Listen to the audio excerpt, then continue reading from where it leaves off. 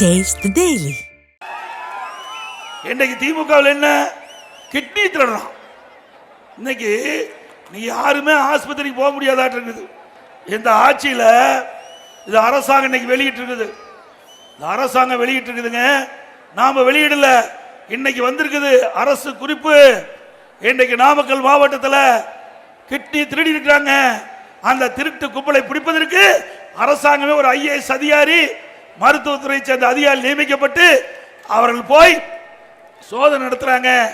யாரு அதுல சம்மந்தப்பட்டிருக்காங்கன்னா திமுக கட்சிக்கு சொந்தமான தனலட்சுமி சீனிவாசன் மருத்துவமனை பெரம்பலூர் மற்றும் சிதார் மருத்துவமனை திருச்சி ஆகிய மருத்துவமனைக்கு மனித உறுப்பு மாற்று அறுவை சிகிச்சை சட்டம் 1994 பிரிவு 16 உட்பிரிவு 2 படி சிறுநீரக மாற்று அறுவை சிகிச்சை மேற்கொள்ள வழங்கப்பட்ட உரிமை பொதுமக்கள் நலன் கருதி தற்காலிகமாக நிறுத்தி வைக்கப்பட்டது.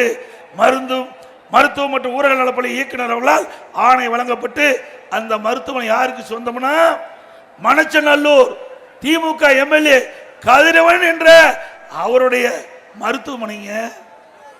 ஏங்க இவரெல்லாம் நம்பி ஓட்டு போட்டு ஜெயிக்க வச்சா உடல் இருக்கிறதெல்லாம் பாட்டு பாட்டா கட் பண்ணி எடுத்துட்டு போயிடுவாங்க. பாட்டு பாட்டா இன்னைக்கு யாருடைய மருத்துவமனை?